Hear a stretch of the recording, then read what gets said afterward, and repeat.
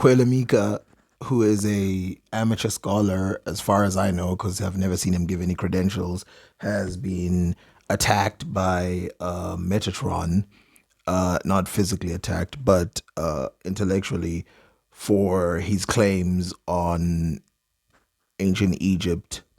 And this is what he had to say. Hello noble ones, welcome back to my channel. This is the Metatron speaking, and for today's intro I only have a sentence for you. Brace for impact.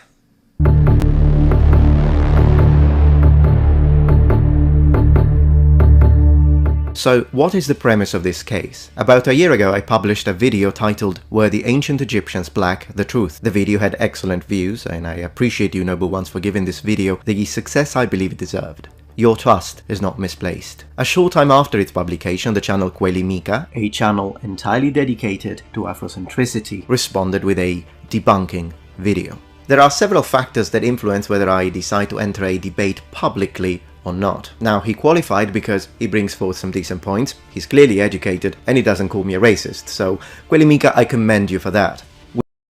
Political arguments are pointless, but since Metatron brought it up, let me say this.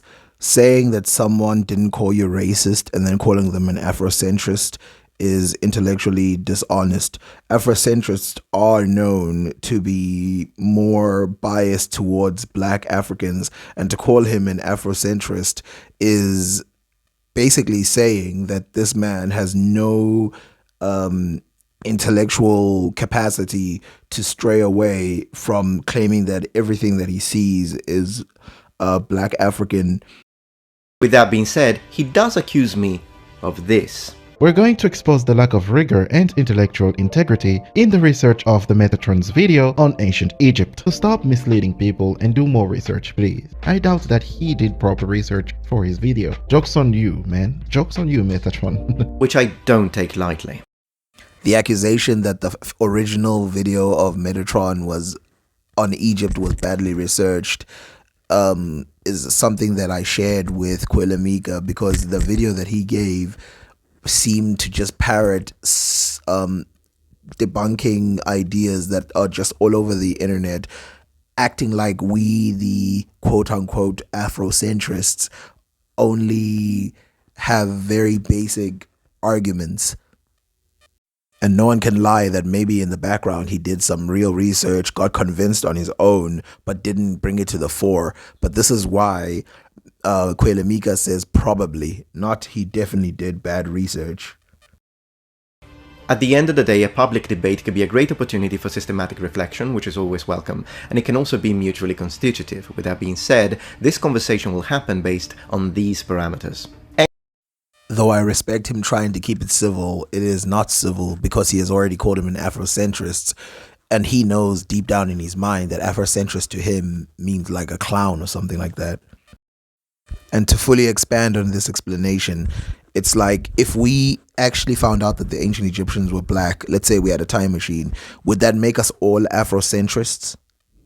Any point of agreement will have to be ontological, factual, and documented. I would like to begin by saying that this is not a direct attack to him. However, when I do enter a debate, I fully enter a debate and I take it very seriously. So I didn't just watch his video response. I watched and analyzed every single video on his entire channel with my full team, including 2 linguists, 1 archaeologist, 1 Egyptologist, a published historian, and anthropologist PhD. I've also identified several rhetorical devices that he uses on his video response to me in order to be more persuasive. These do not constitute honest discourse, hence every time he uses one, I will point it out and call it out. Within his audience, he has people who are interested in historical truth. I have no quarrel with them whatsoever, but he also has people who are in utter rebellion against external factual reality and have attacked me personally, mostly based on me having white skin, as evidenced by the comments section of my original video. Regardless, I agree that no one should attack anyone for their race,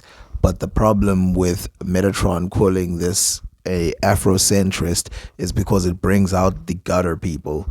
The gutter people are the people who think that it's a debate where name calling and stuff like that is the most important thing that will change people's minds. It's like ISIS when Islam is mainly peaceful. Here is an example of someone doing it on the other side to kuelimika from his channel. This guy went even further by using racial slurs after I replied to him with a few counter-arguments. Here's the screenshot. Of course, Nubians were black, so Egyptians taking Nubians as captives, and these black captives in Egypt equates to Egyptians being black. Buddy, I'm done. Take care. It's useless talking to you guys. Even though North Africa was non-black and DNA and anthropology shows this. You'll say it's fake. Good day. Blackity black man. Because of all the attacks that I've received on my original video due to his response, I have not disabled the comment section because freedom of speech. But these are clear attempts at manipulation meant to shut down valid criticism or opposing views. This is clearly out of his control, so I encourage my subscribers to not retaliate to that. Skin tone does not matter. Let's attack arguments only, and boy, am I in full assault mode today.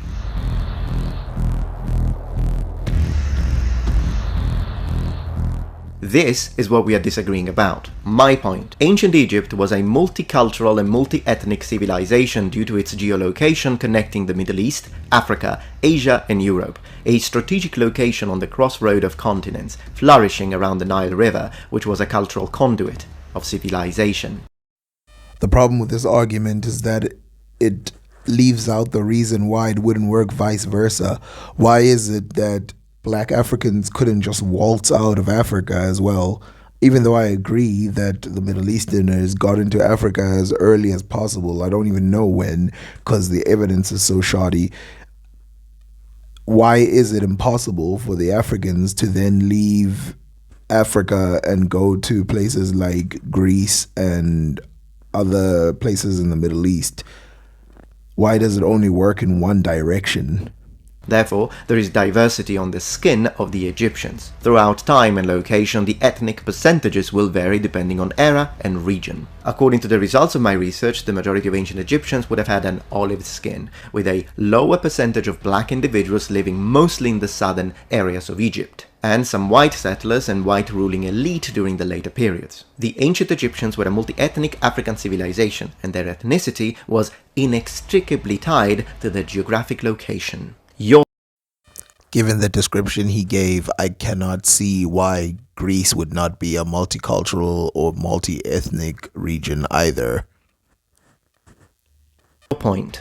Ancient Egypt was originally founded by one indigenous black African culture, namely the Nakta culture from down South Africa, and the other Eurasian ethnic groups joined in later and constituted a minority. You in fact make fun of the Egypt was a multi-ethnic society argument, so to you, the ancient Egyptians were predominantly black. My goal is to defend objective reality.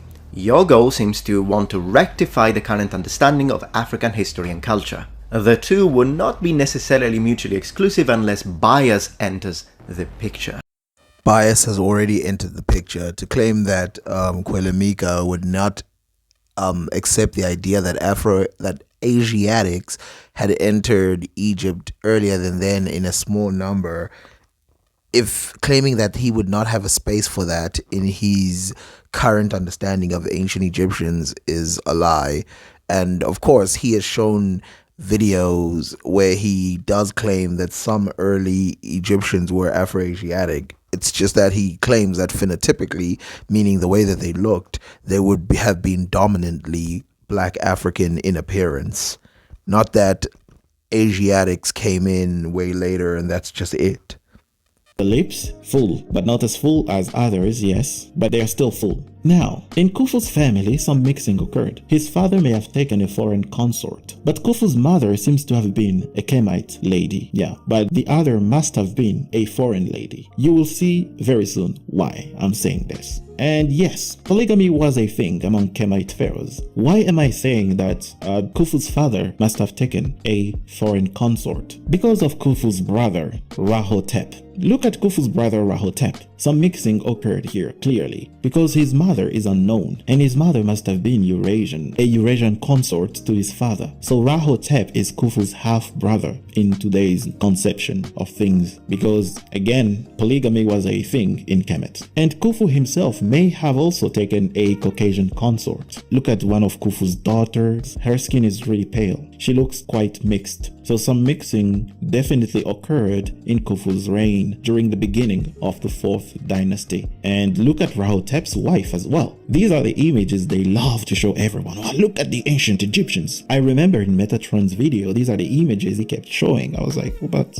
dude, there are many more couples that don't look like these two. But okay. Anyway, look at Rahotep's wife, clearly a Eurasian lady. Her skin is so pale. This is how they represented the Eurasians. If you look at this other picture. So there, he stated it for himself. He does believe that there were Asiatics that were in Egypt very early. So don't say he only acknowledges that they came later and stayed a minority. That the Egyptians didn't divide the races, but that's not true. Their tomb paintings debunk that idea altogether. The question should be, were they racist? Probably not. Who knows? You gotta ask someone who was living back then. I don't know. Which doesn't mean that they didn't notice racial differences. That would be like not having proper eyesight. The ancient population was much like the current one. Another myth. This myth simply fails to acknowledge the various invasions and migrations that Egypt has undergone since the 3rd Intermediate Period. That's more than 2,500 years ago. When the Greeks invaded Egypt, many of them were instructed to marry the locals and mix. There have been more than 7 invasions of ancient Egypt. How do we expect its population to still look the same while America in less than 500 years has got a completely different population? And why is that? Because now that we've proven his innocence, back to Metatron. And talking about bias. we're going to expose the lack of rigor and intellectual integrity in the research of the Metatron's video on ancient Egypt. Be that as it may, I respect the fact you have the freedom to think that, but you'll need more than a constant repetition of this statement in order to foster such advances. So let's identify the issue. Intellectual rigor is the ability to make well-researched arguments that are supported by logic and evidence. Clearly, the presence of a strong bias will work against this objective. Do you concur?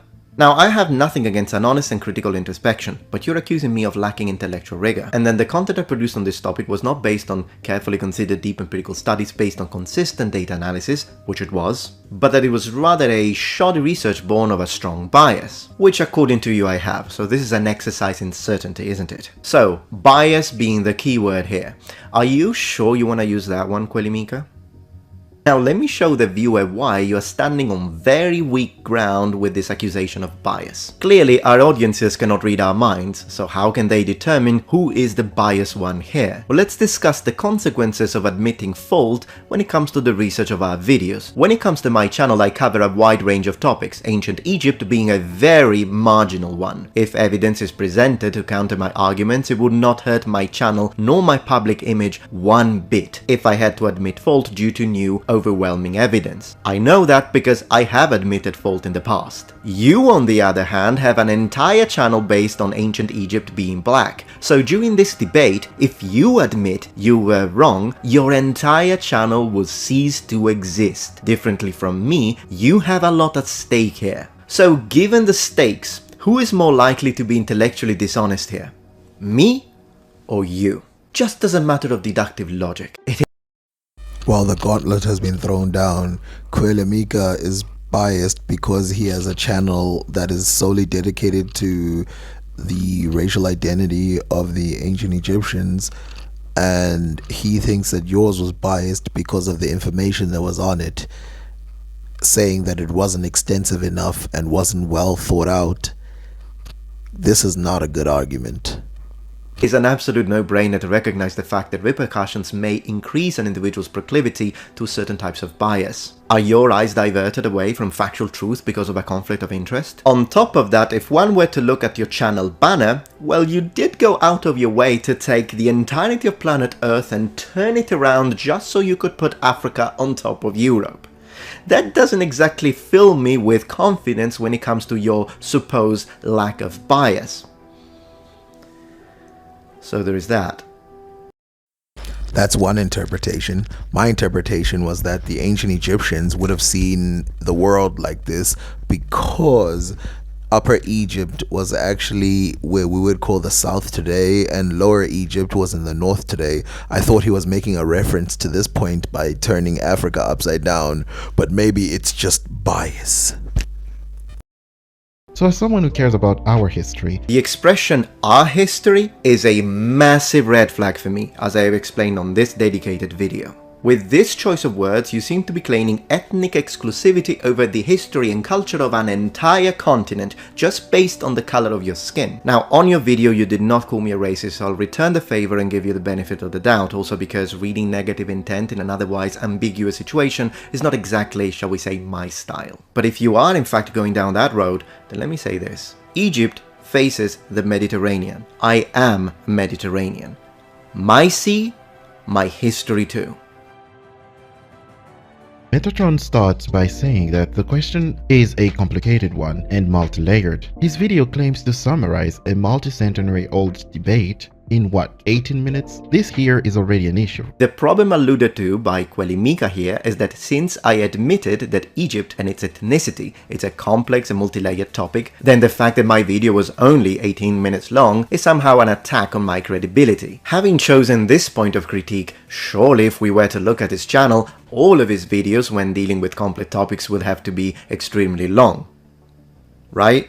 The African origins of humanity sounds like a pretty deep and multi-layered topic right there. Oh, 8 minutes and 20 seconds. Objection, Your Honor. It seems like the picture that he has shown has written episode 1, so maybe checking the length of the video is not good enough, especially considering that it might be a series that might cover more of the African origin of humanity, thus making this point not the same as just making one video on Egypt that's, a couple minutes long. African origins of astronomy, this one must be 1 hour long, right? 11 minutes 33. Was Ramses II black? 20 minutes topic? 2 minutes and 8 seconds. The insidious attack on this video is going to go over the heads of most people. Saying that this video is only 2 minutes with no context is so disingenuous. First of all, this video is just about the picture that's on there. It's literally a surface level understanding of the ancient Egyptian picture, and it's to highlight a very simple thing. And secondly, how can you first state that this guy's got an entire channel doing this and then go and attack that he's got a 2-minute video? So what if I had a 2-minute video every time, but I uploaded one different piece of evidence every time? That wouldn't be a problem. Are you sure you want to use that against me? 3 minutes shocking truth? This is the first deceptive indicator within your speech pattern. Called out. You have a clear double standard at play here. Therefore, I call this point of attack indefendable. I think I did a pretty good job defending this line of attack. As you see here, Metatron goes to find a guy on Twitter that is claiming extreme stuff that do not at all represent the arguments for a black Egypt. This one hasn't aged well, has it? You said that me pointing out a random guy believing that Cleopatra should be black was pointless because, nobody believes that. And then this happened. Well, you clearly didn't see that one coming. I did. You ridiculed me for bringing up this whole Cleopatra was black point. Joke's on you, man. Remember, noble ones, not everything that sounds persuasive constitutes a valid point of argument. The fact that you brought up a random Twitter page was a matter of fact, not a matter of opinion. And then secondly, bringing up something that people got all bent out of shape on, that Afrocentrists on YouTube that you claim are Afrocentrists deny themselves. Most of these YouTube Afrocentrists, and if you watch them you will see it, they deny the idea that Cleopatra was black.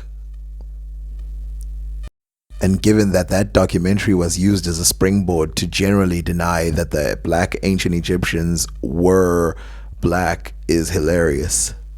Yes, Egypt is in Africa. Thank you for acknowledging a fact. On this point, we are in alignment. A quick search on Wikipedia will help you know the scholars that have spoken for and against this hypothesis. A quick search on Wikipedia. It's not that hard. Anyhow. This is a subtle conversation trick. Well, it's such an easy thing to do, just look it up on Wikipedia, but you couldn't even do that. Well, first of all, it's a non-argument. I do not use Wikipedia, kuelimika, and to be honest, neither should you. At least if you want any academic value to your work. The accusation was not use Wikipedia because it's the best way to get evidence. It's at least you could use something that has some information that is more than what you had in your video, like Wikipedia. He wasn't saying stay on Wikipedia and then don't go look at the things. That's why he says at least.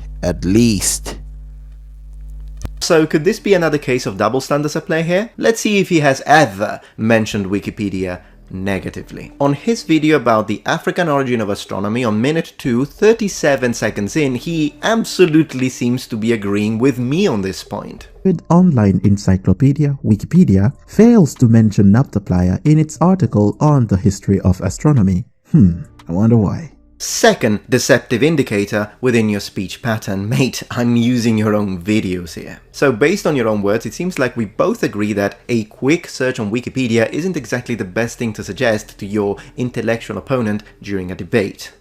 All this shows is that he has a nuanced view on Wikipedia, and yes, he does not see it as the beginning and end of information, yet he does refer to it at some points because it does have some starter information, and I'm almost certain that you have definitely used Wikipedia as a starter information and then you go look it up in studies. Is Metatron aware that the ancient Greeks unanimously called the ancient Egyptians black? Is Metatron aware that the ancient Greeks unanimously called the ancient Egyptians black? Okay. Within this rhetorical question of yours, there are several presuppositions that I believe need to be addressed. And besides, within your entire debunking video, this is in fact your weakest point. How can I put it? You are, let's be generous, catastrophically mistaken here. Allow me to elaborate. There isn't only one verse that can completely debunk this point of yours, there is a whole cluster of passages, a veritable cornucopia, which I'll report here, one by one. Furthermore, your linguistic approach within the realm of translation contains significant methodological flaws, and just like the majority of Afrocentric scholars, you omit passages that contradict your statements. Any methodology needs to be pragmatic because the linguistic categories born from any analysis are clearly developed in line with the research questions, with a constant overlap between theory and empirical data. As the basic structure of a linguistic research and interpretation, what we did as a team is that first we established the genre and discourse of the text in question, also trying to sample for other ethnographic information. Then we tried to locate similar text with similar topics. Beginning with the systematic analysis of lexical resources and lexicosyntactic features of text, we moved through a systemic function data analysis of genre and text metafunction. In your linguistic section, you did none. Concurrently, when dealing with or using ancient Greek or even classical Latin vocabulary, you do not deal with absolutes. This is an absolute here. So let's address the word unanimously that you have chosen. Whenever we wish to use the words of the ancients, for example the ancient Greeks, we need to remember that in order to do it professionally, well, every written or spoken word produced in the ancient texts is a discursive event and therefore needs to be placed in its correct cultural context, since language and culture are inherently intertwined. Moreover, the historical context need to also be analyzed and integrated within the interpretation. With that in mind, let's now talk about the word Ethiopian in ancient Greek text. The original Greek word derives from the word I burn, plus the word face, so literally it means burnt face. It occasionally refers to the population south of Egypt, but in general it's an indicator of a specific phenotypic type, not a population. For example, to Pliny, the word Ethiopians indicates not only the populations living in the southern territories of the Roman province of Egypt, so in Africa Proconsularis, we are talking about the populations led by the famous Kandake Amanirenas in Nubia or Kingdom of Meroe, but it also indicates the populations living in the southern borders of the Gaetuli, so we're talking about modern-day Niger. We therefore see, very important first indicator, that saying Ethiopians from an ancient Greek perspective is not the same as saying Ethiopians from a modern perspective. With this contextual detail in mind, let's read the ancients. This passage comes from Astronomica, written by Manilius, and is a Latin didactic poem about celestial phenomena. I hate to be that guy, but didn't he say the Greeks? Didn't he say the Greeks? Who's this Roman guy? The Ethiopians stain the world and depict a race of men steeped in darkness, less sunburnt are the natives of India. The land of Egypt, flooded by the Nile, darkens bodies more mildly, owing to the inundation of its fields. It is a country nearer to us, and its moderate climate imparts a medium tone. Let's continue. There are more than 3 ways to attack this passage, but I will start with the first one, which is to attack the passage itself. The first sentence makes sense. The Ethiopians stain the world and depict a race of men steeped in darkness, less sunburnt are the natives of India. This makes sense. They're talking about the physical body of the people, and they're saying the Indians aren't that black, even though they are black. And then it says the land of Egypt, flooded by the Nile, darkens bodies more mildly owing to the inundation of its fields. At this point, I'm convinced that he's talking about the darkness of the fields, because he says the land of Egypt, flooded by the Nile, darkens the bodies more mildly owing to inundation of the fields. It is a country nearer to us and is moderate climate, imparts a medium tone. But in case you're saying no, he's referring to the people's bodies, how does this prove anything? This just proves that the darkest people would be the Ethiopians, lighter would be the Indians, and even lighter would be the Egyptians. How does that compare to how they describe the Romans? Do they describe the Romans as the same skin color as the Egyptians? Do they describe, why did they not compare them to the Arabs? Why didn't they say, hey, the Ethiopians are black, black, black, and then you have the Egyptians who are mid-tone, exactly like the Middle Easterners and ourselves? Why didn't they say that?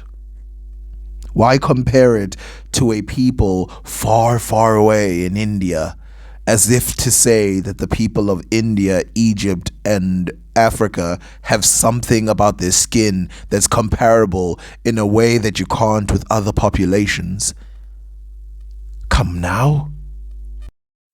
And this is the final argument. Herodotus is from 484 BC, whereas this thing was written in AD 30. The reason why he said Greeks was because the Greeks would have been there at an earlier time, and the goddamn Marcus Manlius, or whoever he is, the Roman guy, he saw the Egyptians way later, after they had fused with other people who kuelimika earlier mentioned were encouraged by the Greeks to fuse with the Egyptians. So his source is a little biased. That's why we try and look at the oldest source, not just some Romans who wrote years later. And even under their bias, they seem to put a correlation down for the skin color of the Indians, the Egyptians, and the Indians. I mean, the Africans, black Africans. And coming out of your own mouth, you said that the Greco-Romans referred to themselves as white. from Arrianus between the 1st and 2nd century. The appearance of the inhabitants is also not very different in India and Ethiopia. The southern Indians are rather more like Ethiopians, as they are black to look on, and their hair is black, only they are not so snub-nosed or woolly-haired as the Ethiopians. The northern Indians are most like the Egyptians, physically. Okay, so here is the actual verse that he gives, the actual page that he gives for this evidence. Let us read it ourselves. It reads as follows. With regard to the inhabitant, there is no great difference in type of figure between the Indians and the Ethiopians, though, to be sure, the Indians who live in the southwest bear a somewhat closer resemblance to the Ethiopian, being of black complexion and black-haired, though they have not the nose so flat nor the hair so curly. So for those who missed it, this is claiming that the ancient Egyptians and the ancient Indians, I guess, have a similar thing, but that similarity, to be sure, is more exaggerated when it comes to the Southwest Indians, and they are differentiated by the fact that the Ethiopians have curly hair and, a stubby nose, whereas the Indians who live in the north are in person like the Egyptians. So I don't see how this shows that there isn't a through line. The skin comparison is obvious. They're saying that these people look somewhat similar to each other, but the northerners of both of these kingdoms, both of India and of Egypt, they're just lighter than their southern counterparts, which makes sense.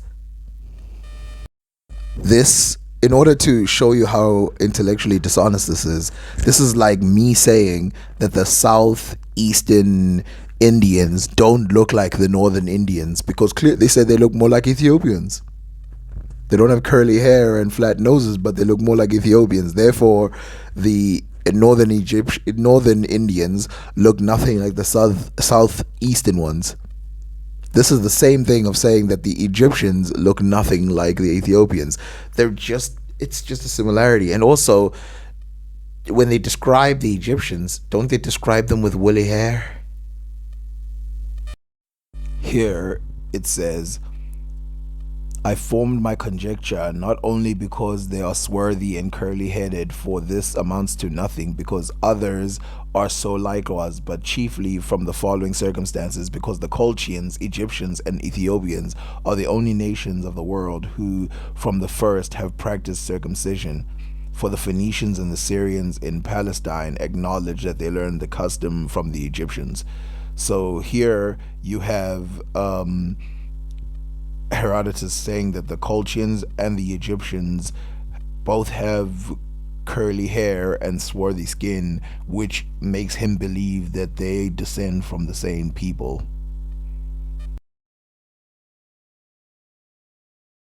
Unanimously? I'm not done. From Strabo, in its geography, between the 1st century BC and the 1st century AD. As for the people of India, those in the south are like the Ethiopians in color, although they are like the rest in respect to countenance and hair, for on account of the humidity of the air, their hair does not curl, whereas those in the north are like the Egyptians. Next one. Philostratus, nicknamed the Athenian, writes, for when he arrived at the confines of Ethiopia and Egypt, and the name of the place is Sikaminus, he came across a quantity of uncoined gold and linen. It was a marketplace to which the Ethiopians bring all the products of their country, and the Egyptians in their turn take them all away and bring to the same spot their own wares of equal value. And now the inhabitants of the marches being the bordering land between Egypt and Nubia, for context, are not yet fully black, but are half-breeds in matter of color. For they are partly not so black as the Ethiopians, yet partly more so than the Egyptians. Again, I don't understand this argument, claiming that the Nubian people, who are probably the blackest people in Africa, are different than the skin color of the Colchians and the Egyptians means nothing, especially if you consider the fact that they consider the Egyptians woolly haired and they considered but also this is far beyond the time of the earliest ancient Greeks to write about this, and the demographic change would have already been set in place, unless you deny the demographic change, in which only God can help you at this point. By the way, everything that he's describing about the people in the marshes and the people in India and everything, I've already covered in a previous video where Herodotus writes about the similarities. So I don't know why he runs away from that and tries to, cover these later period people. At this point, you're getting so close to the Islamic takeover of Egypt that it's really weird to use this as a debunking, especially since it doesn't say what you think it does. So, according to an ancient Greek, the Egyptians are the light-skinned, the Ethiopians are the black-skinned, and these inhabitants of the marshes are in between. Unanimously? I'm not done. He said the light skin, but he said they claimed they were lighter skin. They didn't claim that they were light skin. And of course, Herodotus and all these other guys, they claimed that they were swarthy of skin. So this claim that it's like, no, they were light skin. No. But I'm going to chop that down to maybe he meant lighter skin, not light skin. Because light skin is how they describe the Gauls of France. And I hope that's not what he meant. This is another ancient Greek term, often found in period sources to describe skin tone, and it's one of the favorite of Afrocentric scholars. And it is used to assert the ancient Egyptians' phenotypic type as being black. And for example, they use the words of Herodotus. In reality, anyone who even has the most basic experience in translation of the classics in ancient Greek will tell you that this term is fundamentally polysemic. And it can mean both a black skin or a darker skin as a result of tanning. So, when translating Herodotus, how do we know which one it is? This is when the discussion enters the domain of discourse analysis. Let's have a look at the passage used by Homer in the Odyssey, where this specific term is used, so we can establish a pattern. Here is when Athena brings youth back to Ulysses.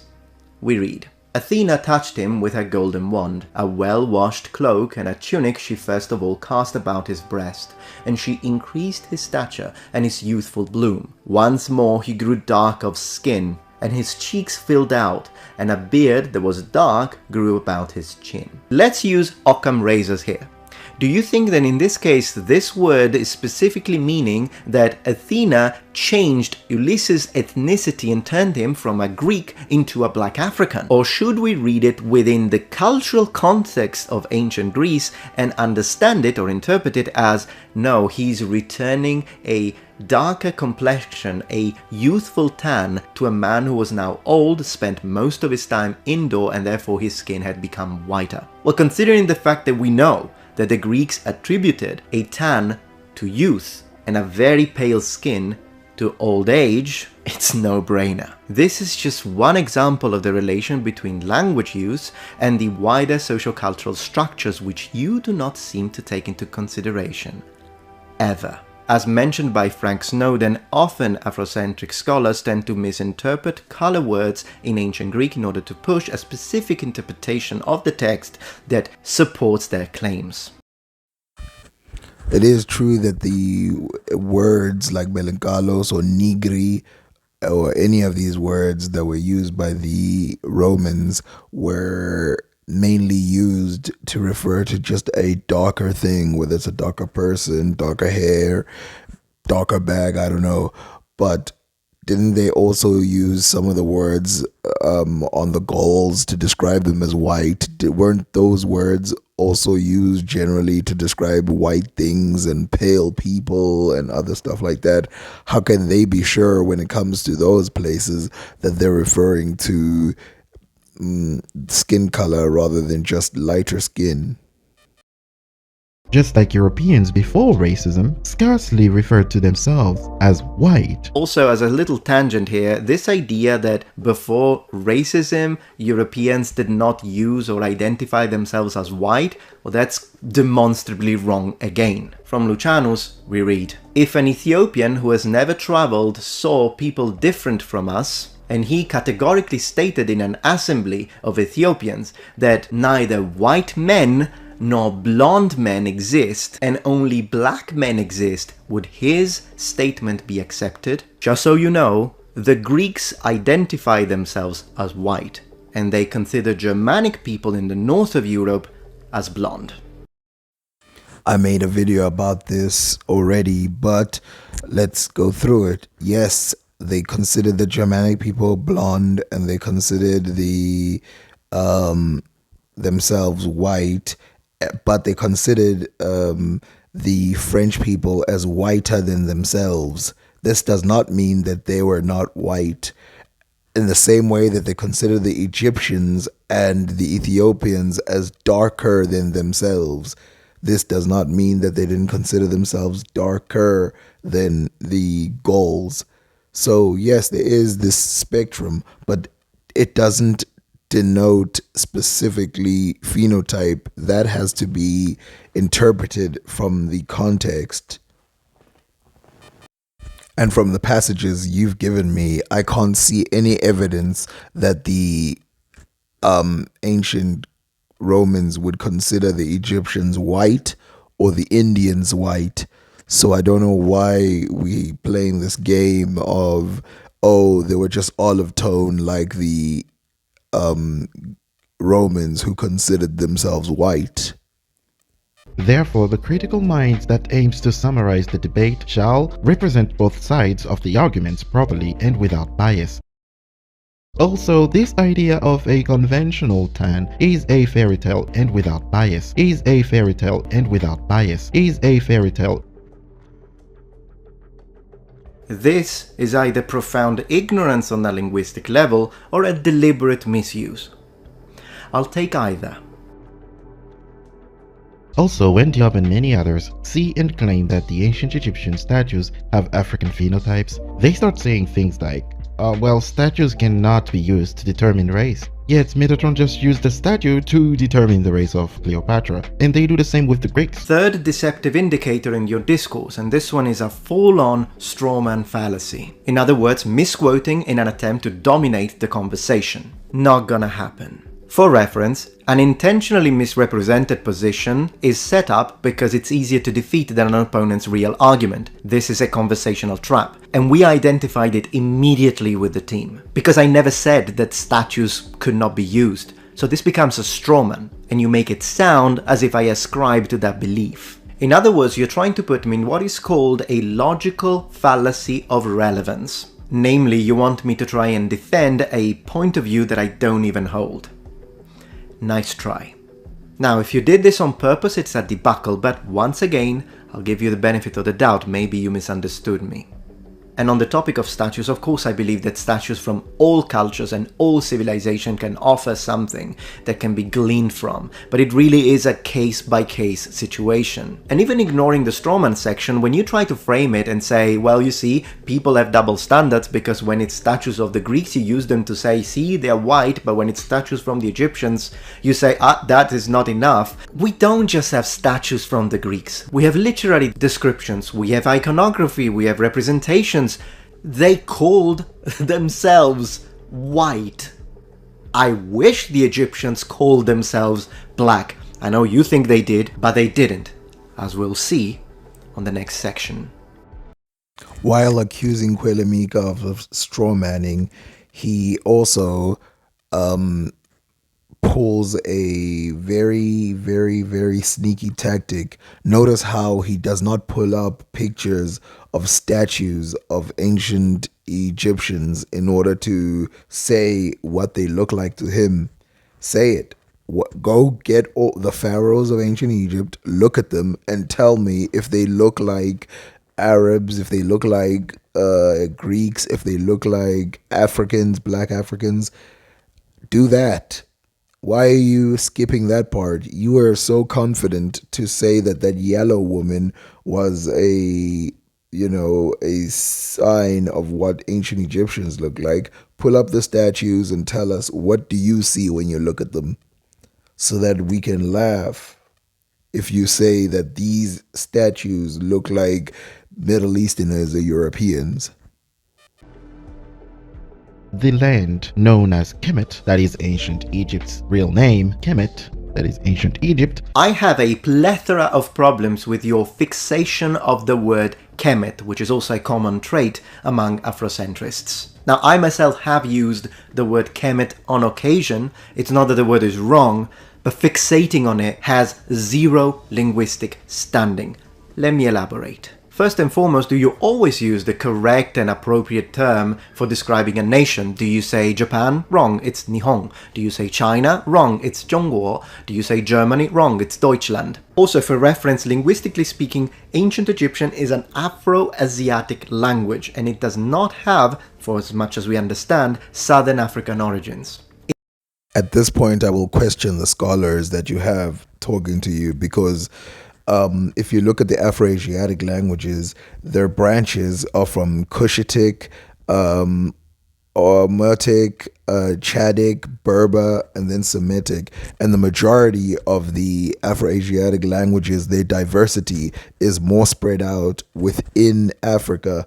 And then there's the Semitic branch, which flows outside of Africa, but it's very close to Africa, which has led to most Afro-Asiatic scholars to conclude that the Afro-Asiatic language groups probably started somewhere in Africa. So for you to say, no, it's an Afro-Asiatic language, that's not right. And of course, these Afro-Asiatic languages do come from the south. They go all the way to Ethiopia. They go all the way, and I'm talking about ancient Afro-Asiatic languages. Like the Cushitic branch of the Afro-Asiatic languages are exclusively black languages. So you cannot say the Afro-Asiatic languages do not represent anything that has to do with the black people to the south. No, they do. You must do more research. It's Kamito-Semitic. Geographically, Asia is physically connected to Africa, which is something that people seem to forget. Also, when you say Kemet, you're using the so-called E of convention used by Egyptologists when they don't know how to vocalize consonants. But the fact that archaeologists use it doesn't mean that that's the correct way to pronounce it. They're archaeologists, not linguists. To reconstruct ancient Egyptian, we need to vocalize it through Coptic and loanwords in Hebrew and in Greek, similarly to how classical Latin has been reconstructed, and throughout the transcription of cuneiform, script of the Neo-Babylonian period, and Assyrian. Also building with the similarities of the Saïtic dialect, we know that linguistically speaking, the pronunciation Kemet has no academic linguistic dignity. It clearly comes from the Coptic pronunciation Kem and Kemi in the Boairic dialect. The long air in open syllable in that specific position helps us understand that most likely in classical Egyptian we have a U in that position. So if we really want to be precise, then the correct and most likely pronunciation in ancient Egyptian, specifically in classical Egyptian, is Kumat, Kumatu, nominative, Kumata, accusative, and Kumati, oblique genitive. This is actually a pretty bold move from him to do this. But I mean, all I have to do is just bring up a few Afro-Asiatic scholars who claim that the ancient Egyptian language was African-born and not Semitic-born, like Christopher Ehret, who talks about the Africanity of ancient Egypt.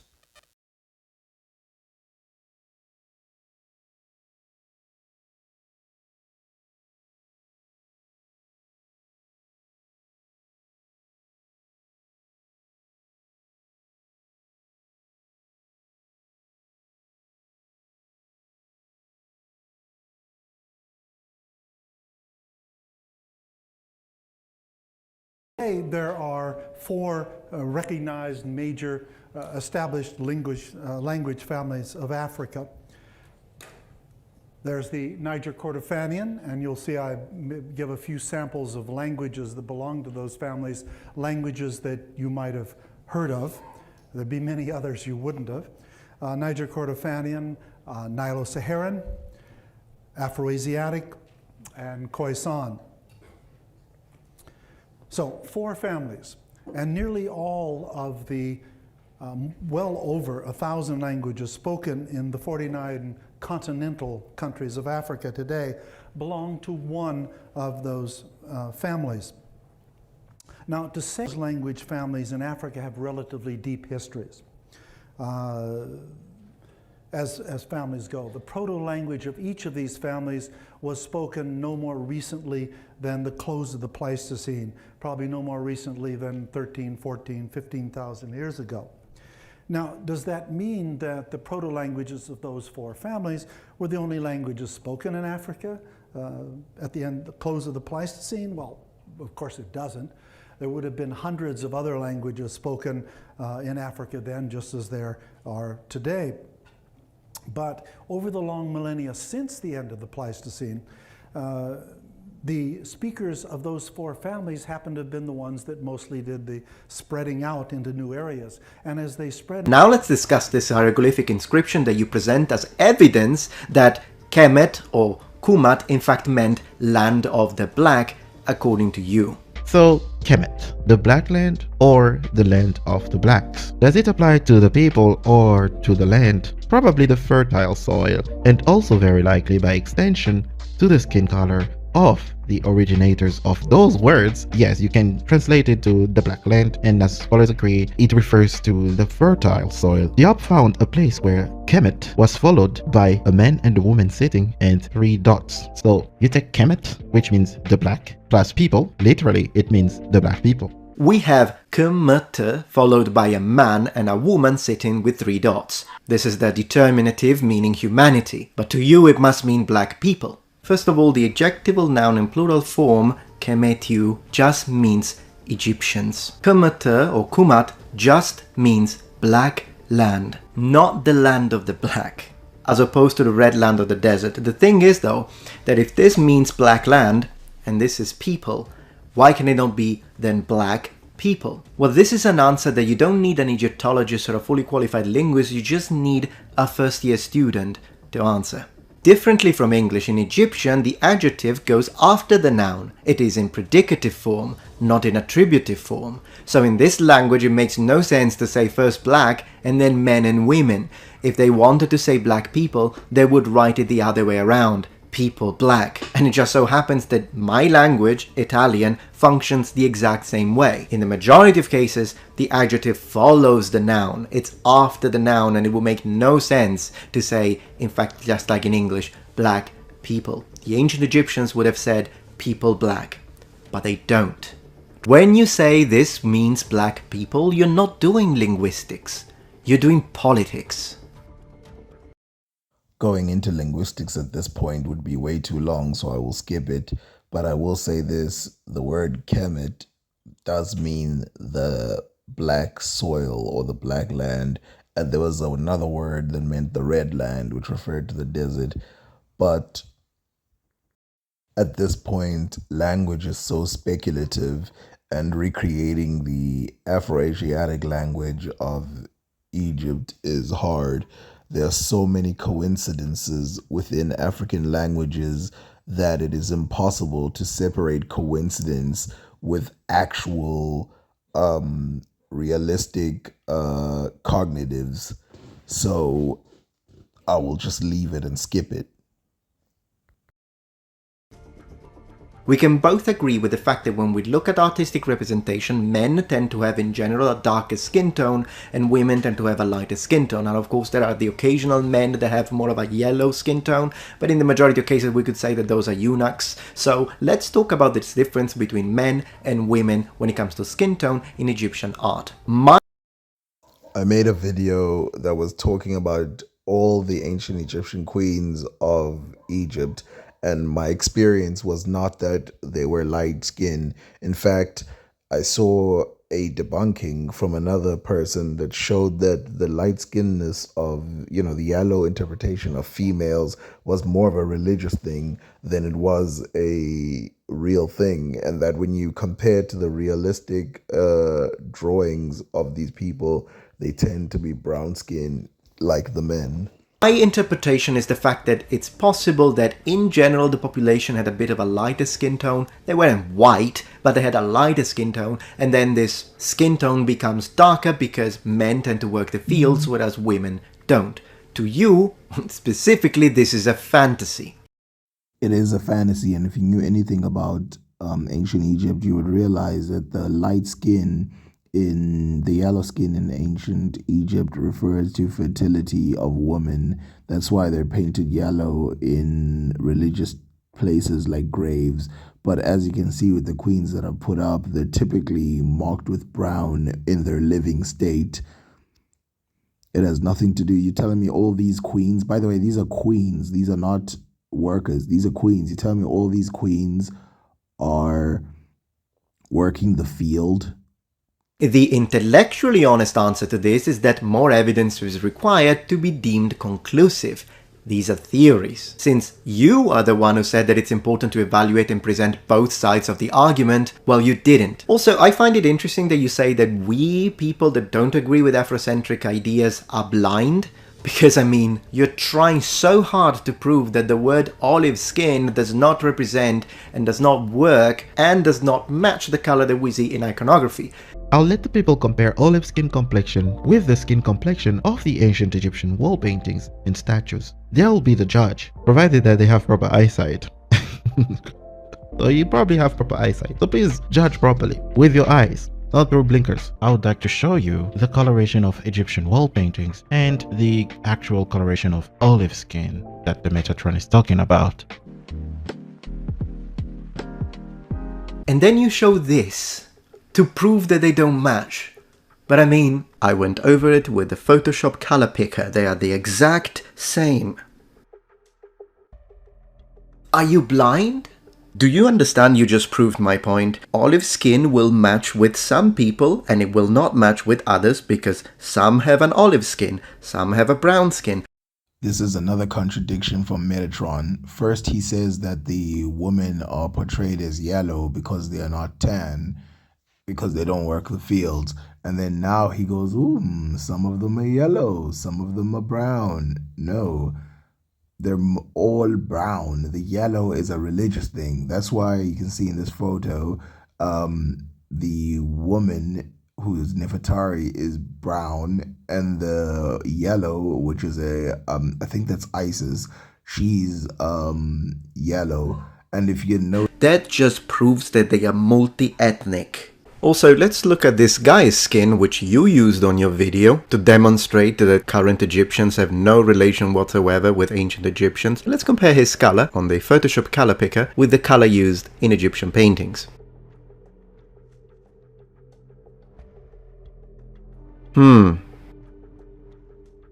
This is he seems to pick the less brown person to compare to the light-skinned Egyptian. And even in that photo, maybe in Photoshop, it looks like it's the same color. But, I mean, would you say that this color is the same? from your video. Only black people in this world can live there and work outside without protecting their skin because they have high melanin content that is already protecting their skin from the UV rays. There is no way a Eurasian people can live in Egypt and walk around bare chest and be fine with it. No. Look, an Asiatic person with no shirt on, under the sun. Also, do you realize you're talking to a Sicilian? Our farmers are Europeans and work the fields, often without shirts on. This is ridiculous that only black people can survive this. And again, Sicily and Egypt have almost the same temperature. Egypt is a little hotter, I'll give you that, although it really depends on the day. Absolutely ridiculous statement. A Mediterranean is not like an island. So he shows this image and to highlight an Asiatic person. Now here's the problem about what he's showing. The Asiatic person is clearly way lighter than the Egyptian. If these two people are phenotypically the same, then why is it that the Asiatic, which by the way, this is actually a good photo because most of the time Asiatics are portrayed in the skin color, like a yellowy skin color, while Egyptians are portrayed as browner than them. But they both live in the desert, and these people tended to be warriors that they ran into. Why are they still portrayed as yellow skin? Why not portray them with the same skin color? That's surely what they would have saw. And of course, they show them with way more hair than they show themselves.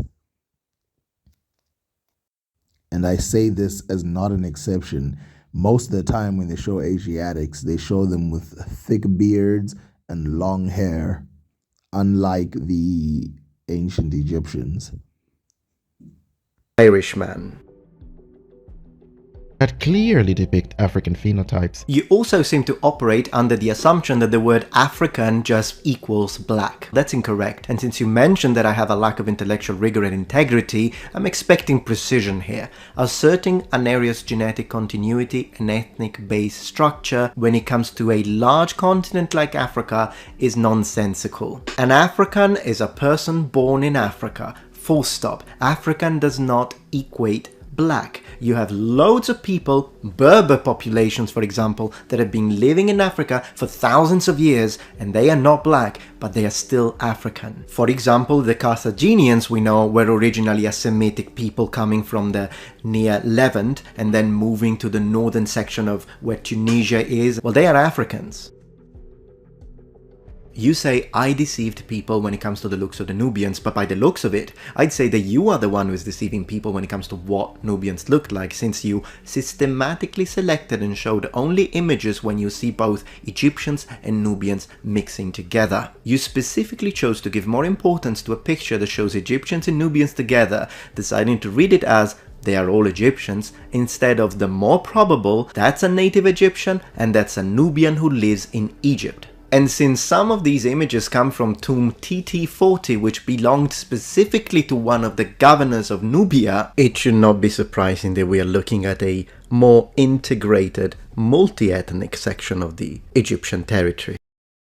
What about these Africans? What about these Nubians? Are they also integrated? If you look, they are all dressed in the typical Nubian way, and their hairstyle is typically Nubian, but they're not all jet black. I mean, the point is not a very difficult one to accept. Here's another example. They're not all jet black, but there are some of them which are depicted that way. And last but not least, these are the people of Ethiopia depicted. And as you can see here, they are not depicted as jet black either. That woman over there is depicted as obese, showing you this is their tribe. And you can see that their skin is mid-tone as well. So are they closer to Nubian skin color in your opinion, or are they closer to ancient Egyptian skin color? Come on, people. He also mentioned the importance of knowing what he means by black. So he then proceeds by showing a picture of actor Mahershala Ali. So Metatron seems to be playing into the blacks are only Niger-Congo people argument. Black Africans come in many shades. This one is just a cheap shot and it has no bearing on the topic or discussion at hand. But since I don't like it when my words are being misconstrued, like this guy did, let me clarify. On the original video when I showed the picture of this actor because I had just finished watching a movie with him, I was not doing that to supposedly indicate that, oh, that's a black person and that's it. Only people that are like from, I don't know, originally Congo would be black, and every other variety and all the different phenotypic types within Africa, well, those are not black. I never meant to say that, so it's another straw man. I was specifically responding to some academics, I can link in the video description, that are cowards, and when people ask them, so were the ancient Egyptian black or white, they say, well, they didn't have these words, black, white, they didn't have this, so they were neither, they weren't black, they weren't white, and they say, what do you mean by black? I'm not exactly clear, so that's why I gave that specific picture as a representation of only one, obviously, type of black person.